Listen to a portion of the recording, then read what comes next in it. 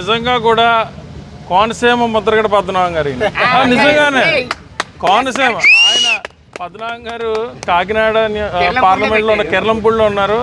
నిజంగా ఈయన కోనసీమ ముద్రగడ నిజంగానే అది.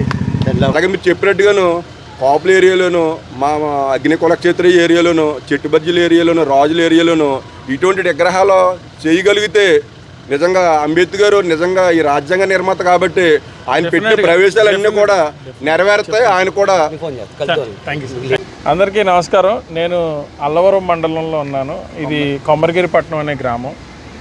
ఈ రోజున ఇక్కడికి రావడం నాకు చాలా ఆనందంగా ఉంది. ఎందుకంటే ముఖ్యంగా ఇదంతా కాపులపేట. ఈ రోజున కాపుల సమక్షంలో అంబేద్కర్ జయంతి సెలబ్రేషన్ చేసుకోవడం అనేది నిజంగా కూడా హర్షణీయం.